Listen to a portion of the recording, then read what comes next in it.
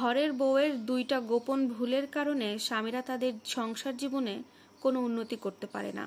এই ভিডিওটা দেখার পরে হয়তোবা অনেক আপুরাই আমাকে আর পছন্দ করবে না, কিন্তু বিশ্বাস করুন, এই যে বলছি এই কথাগুলো কিন্তু আমি নিজে একটাও বানিয়ে বলছি না। এই সমস্ত কথা হাদিসে বর্ণিত আছে।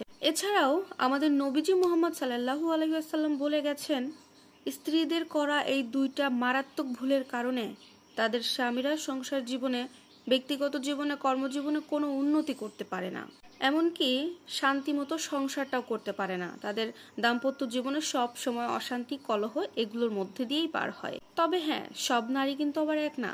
কিছু কিছু নারী আছে স্ত্রী হিসেবে, তারা তাদের স্বামীর মঙ্গলের জন্য, সংসারের মঙ্গলের জন্য অনেক কিছু করে থাকে।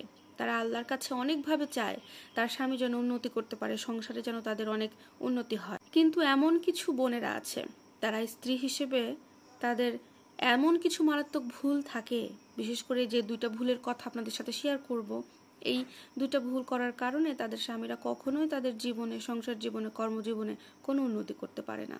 এখন এর মধ্যে নাম্বার 1 পয়েন্ট হচ্ছে অকৃতজ্ঞ হয়ে থাকা। এটা খুবই গুরুত্বপূর্ণ একটা অন্যায়ের মধ্যেই পড়ে স্ত্রীদের। যে স্ত্রীগুলো অকৃতজ্ঞ, এখন আপনার স্বামী আপনার জন্য কম কিছু করে না, আপনার জন্য এত কিছু করে, এত কষ্ট করে, কিন্তু ওই স্ত্রীটা স্বামীর প্রতি অকৃতজ্ঞ থাকে। এমন হাজার হাজার অনেক স্ত্রী আছে যারা তার স্বামীর কাজকর্মের প্রতি কোনো কৃতজ্ঞতা প্রকাশ করে না। একজন স্বামী স্ত্রীর সারা জীবনের দায়িত্ব নেয়, ভরণ পোষণের দায়িত্ব নেয়, তার জীবনের সমস্ত কিছুর দায়িত্ব কিন্তু সেই স্বামীটা নেয়।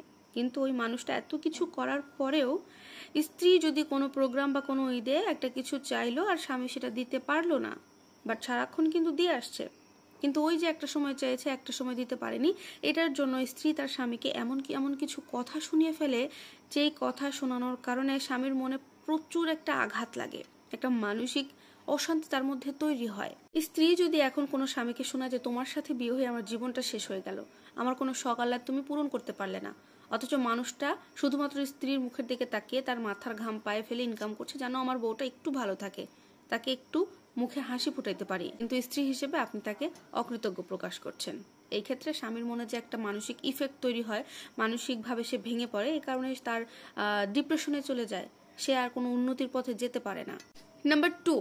নাম্বার টু হচ্ছে যে সমস্ত স্ত্রীরা তার স্বামীদের সাথে অতিরিক্ত জিদ দেখায়, মুখে মুখে তর্ক করে আর অপমান করে।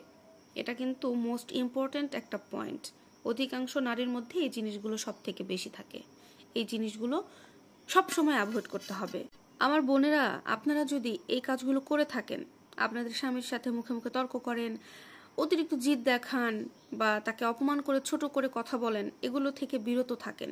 অনেক স্ত্রী এমনও আছেন যে আপনার স্বামী অফিস থেকে খিটখিটে মেজাজে বাসায় এসেছেন, এমন কিন্তু থাকতেই পারে, কারণ ওই মানুষটা অফিসে কিভাবে সময় কাটে, কিভাবে কাজ করে, এটা কিন্তু আমরা কেউ জানি না, কারণ সে কাজ করে অন্যের হাওলায়। আর স্ত্রীরা সবসময় ঘরের ভেতরে নিজেরা চার দেয়ালের মধ্যে বন্দি থেকে নিজের একটা অপিনিয়নে কাজ করে। এখন আপনি স্ত্রী সারাদিন বাসায় কাজ করে টায়ার্ড হয়ে একটু রিল্যাক্সেশনের জন্য বসেছেন, সেই মুহূর্তে আপনার স্বামী অফিস থেকে বাসায় ফিরলো, আপনার সাথে এসে একটু খিটখিটে মেজাজ নিয়ে কথা বলছে।